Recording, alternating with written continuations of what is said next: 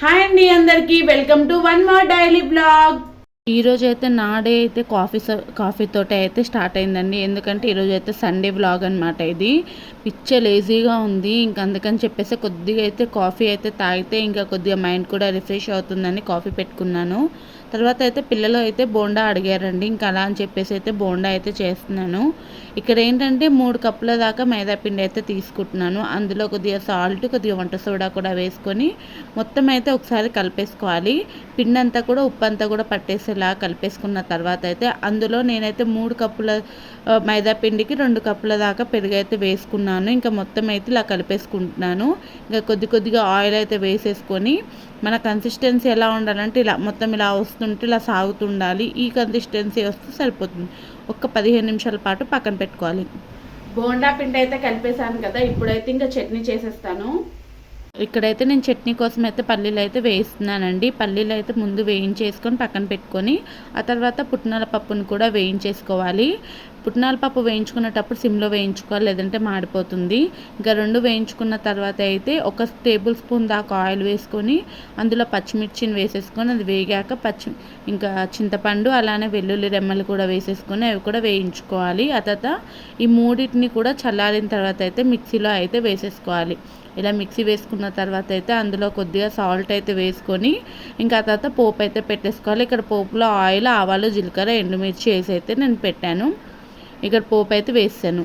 చట్నీ అయితే చేసేసాను కదండి. ఇప్పుడైతే మాత్రం ఇంకా బోండాలు వేసేస్తాను. బోండాలు నేను ఎలా వేస్తానో మీకు చూపిస్తాను. ఆ టిప్స్ మీకు కూడా యూజ్ అవుతాయేమో చూడండి. 15 నిమిషాల తర్వాత అయితే బోండా పిండి అయితే అస్సలు ఎక్కడ ఉండలు లేకుండా అయితే మొత్తం కలిపేసుకోవాలి. కలిపేసుకొని ఇంకా వేడిగా ఉన్న ఆయిల్లో అయితే మీడియం ఫ్లేమ్లో అయితే ఇలా అయితే తుంచుకుంటూ వేసుకోవాలండి.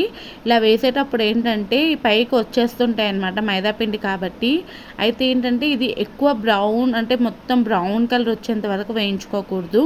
ఇలా లైట్గా కలర్ వస్తుంది అన్నప్పుడు అయితే దీన్ని అయితే తీసేసేయాలండి.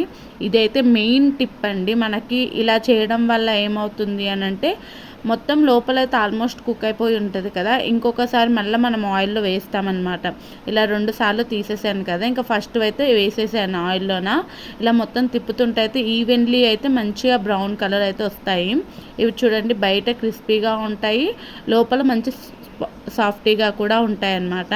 ఇంక ఇలానే మిగతా బోండాలన్నిటిని కూడా నేను ఏంటంటే ముందు లైట్ కలర్ వచ్చినంత వరకు ఉంచేసి ఆ తర్వాత అయితే ఇలా బ్రౌన్ కలర్ వచ్చిన తర్వాత అయితే తీసేస్తానన్నమాట. చూడండి పైకి చూస్తే మాత్రం మంచి క్రిస్పీ లేయర్గా ఉంటుంది, లోపలికి అయితే ఇలా స్పాంజీగా అయితే ఉంటుంది. ఇంకా బోండాలు అయితే అయిపోయినాయి కదండి. ఇప్పుడైతే మా పిల్లలకైతే చట్నీతో అయితే ఇచ్చేస్తాను, ఇంకా వాళ్ళు తినేస్తారు. పిల్లలు అయితే వెయిట్ చేస్తున్నారండి. ఇంక అందుకని చెప్పేసి అయితే వాళ్ళ కోసం అయితే ఇంకా బోండాలు ఇంకా అందులోనే కొద్దిగా చట్నీ అయితే వేసేసి అయితే వాళ్ళకి ఇచ్చేసాను. 12:30 అయిందండి. అయితే ఏంటంటే ఇంకా లంచ్ అయితే స్టార్ట్ చేస్తాను వండడము. ఇప్పుడైతే ఇంకా రైస్ ఇంకా హాట్ వాటర్ అయితే పెట్టేశాను. నాకు కస్టమర్ అయితే పట్టు చీరలకి కొంగులు వేయడం అనేది ఉండేదండి, అందుకని చాలా లేట్ అయిపోయింది. ఇప్పుడు 12:40 అయిపోయింది కదా టైము. ఇంకా అందుకని చెప్పేసి అయితే ఇంక ఇప్పుడైతే రైస్ పెట్టేశాను, హాట్ వాటర్ కూడా పెట్టేశాను కదా. ఇంకా మజ్జిగ చారు చేయాలనుకుంటున్నా. మజ్జిగ చారు చేసేసి బీన్స్ అయితే ఫ్రై చేసేస్తాను. అయితే నా స్టైల్లో మజ్జిగ చారు ఎలా చేస్తానో మీకైతే చూపిస్తాను. ఇక్కడైతే మజ్జిగ చారు కోసం అయితే నేను 1/2 లీటర్ దాకా అయితే పెరుగు తీసుకున్నాను. యాక్చువల్గా అయితే ఈ బ్లెండర్ అయితే నేను మీషోలోనే తీసుకున్నా అండి, మీ ఫ్లిప్కార్ట్లో తీసుకున్నాను. అయితే ఇది తీసుకున్నప్పటి నుంచి అయితే నాన్ స్టాప్గా అయితే వర్క్ చేస్తుంది. ఒకసారి అయితే వాటర్లో కూడా మొత్తం తడిచిపోయిందండి, చూసుకోకుండా సింక్లో వేసేసాను. అయితే ఇంకా కానీ బాగానే పనిచేస్తుంది చూడండి. ఇది లో బడ్జెట్లో అయితే ది బెస్ట్ అని చెప్పుకోవచ్చు. ఇది ఎంత నాకైతే 400 పడిందండి.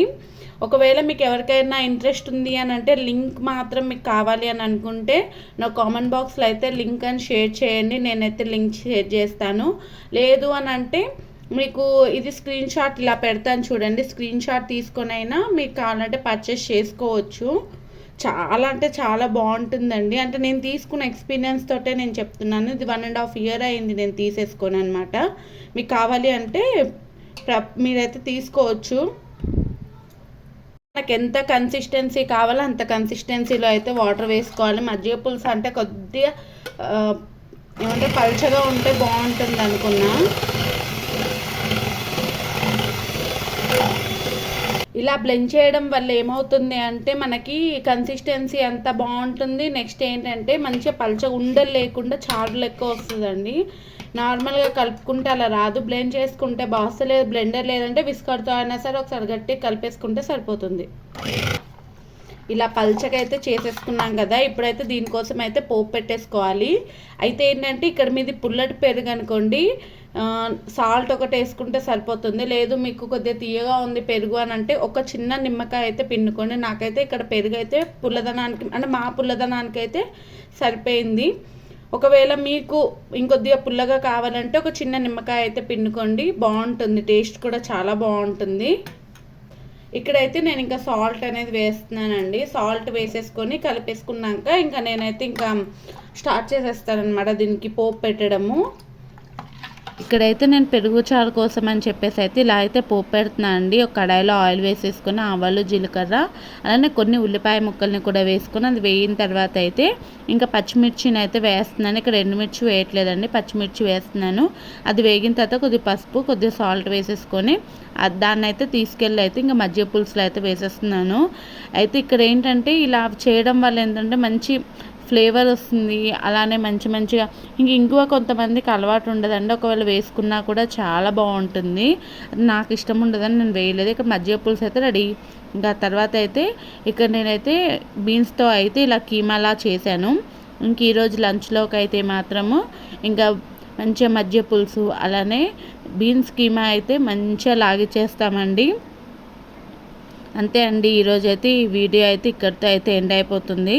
ఇంకా ఈ వీడియో కానీ మీకు నచ్చినట్టుంటే మాత్రం మన ఛానల్ని ఒక్క లైక్ చేసేసుకోండి. అలానే ఛానల్ని అయితే సబ్స్క్రైబ్ చేసేసుకోండి. మీరు ఎలాంటి కంటెంట్ కావాలనుకుంటున్నారో నాకు కామెంట్ బాక్స్లో అయితే షేర్ చేయండి.